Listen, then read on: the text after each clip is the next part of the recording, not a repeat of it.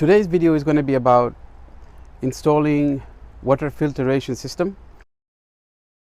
So now we have the fitting ready. After it cooled down, I began to install.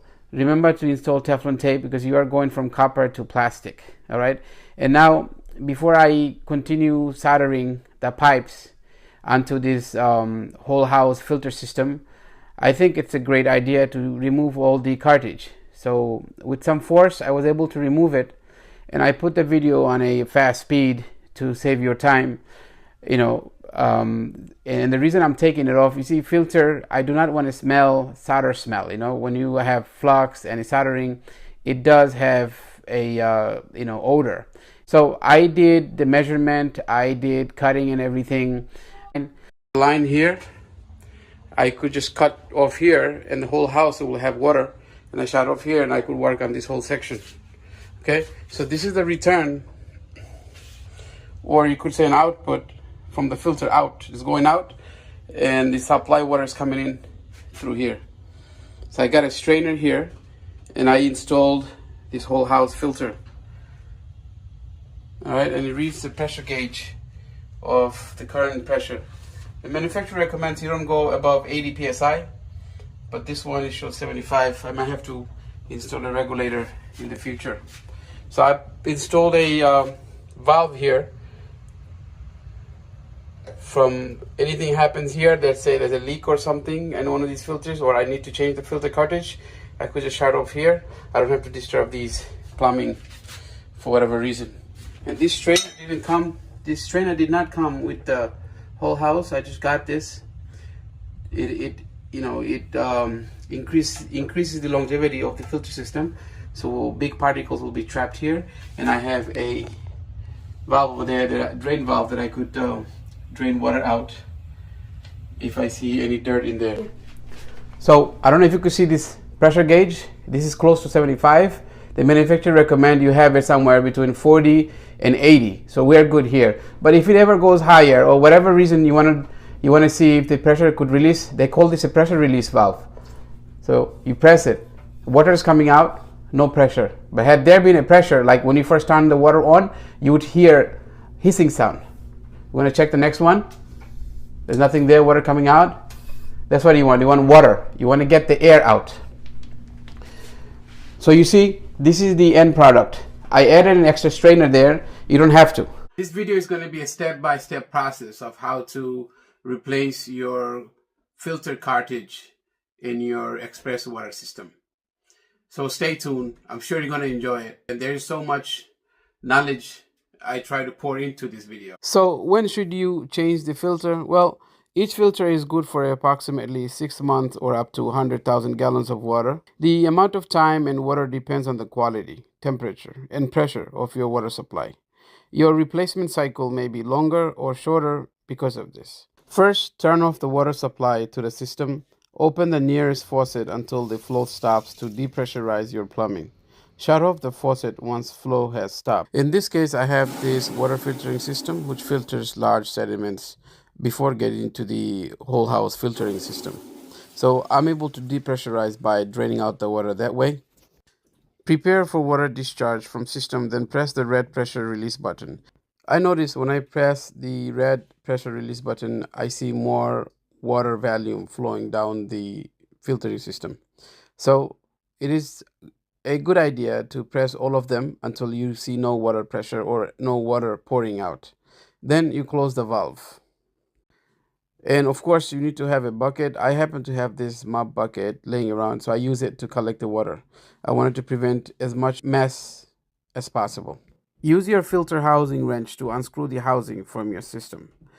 This filter housing wrench came with the express water system when I first installed it, and I kept it nearby so I don't lose it, because you're going to need it throughout the year. They recommend you replace filter 6 months to 100,000 gallon. So it's a good idea to have it nearby. This is my first time opening it after 9 months, and depending on how tight you make it, you're going to have hard time or easier time. Completely depends on how tight you make it. So try not to make it too tight in the beginning when you do install it, so you don't have to wrestle this. Another important thing to keep in mind is when you're trying to loosening the express water heater system, make sure it's mounted on the wall firmly because you don't want it to move with the wrench. If it does, you jeopardize the connection and your copper piping. Some people use different tubing packs and other flexible tubing. With that, you might be able to, wrestle and get away with it. But with copper installation like me that I've done, if you do that, or if your system has the copper starlet pipe, you have to make sure this express water filtering system is connected, mounted on the wall firmly so it doesn't move when you're trying to loosening it. So this filter do get dirty. I mean, it's amazing. It looks rusty. I didn't know I had this much rust, or I don't know, whatever it is. But this filter definitely looks dirty. It was white as the sky when I first installed it. And as you would see later on, the filter, this particular filter is white. So it's a sad reality for me to have a water like that. It is kind of scary. And the system is working to have a dirty filter like this. So we're going to go ahead and open the second one, which is supposed to be filtering it to a second stage. And then the third one is going to filter, which is your carbon filter, supposed to filter it as a third stage. So it's very important to be on top of these things. I know it costs money to buy the filters, but it is what you got to do when you do have a dirty water, to protect your family and protect yourself from drinking or using water that has so much additive to it.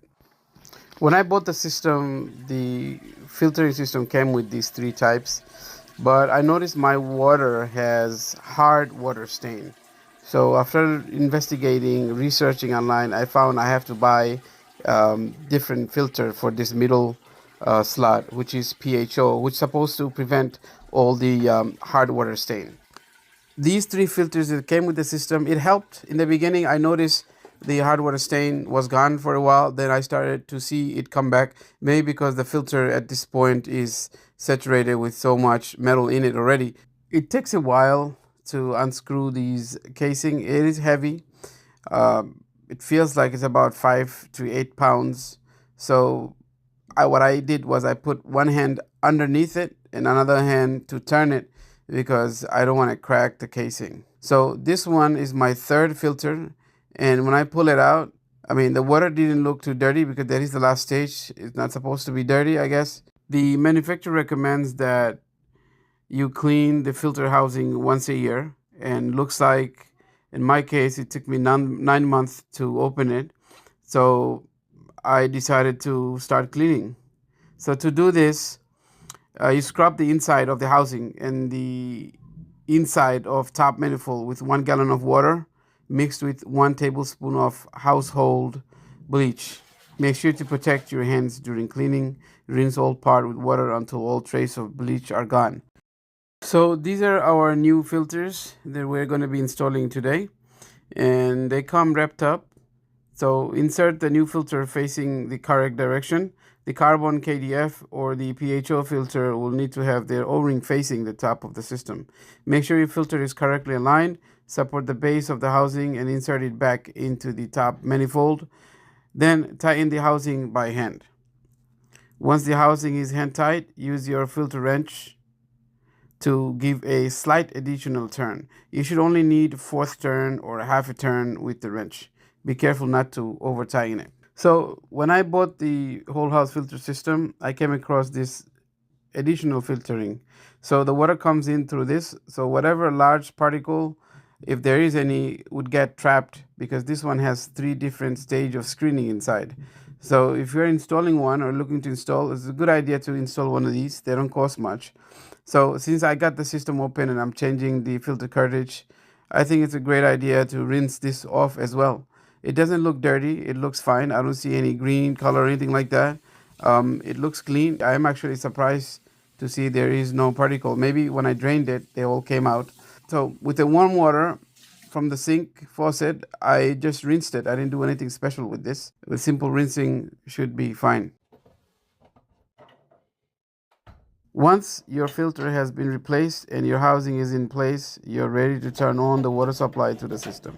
Check for leaks as the system fills with water. If you discover a leak, turn the water off, inspect your connection point, and O-rings, retighten, and try again. Flush your filters by turning on cold water from the closest faucet. The water will become blackish as loose carbon particles are flushed out of the system. The water may also appear cloudy as air bubbles are pushed out of the system and your pipes. This is perfectly normal. Run the water until it becomes clear, then run for 5 additional minutes before turning the faucet off. Wait 30 minutes, then run the cold water again for 10 minutes. Your filter change is complete. As with any videos on my channel, if you like it, please don't forget to share it and subscribe to our channel if you haven't already. And thank you for watching.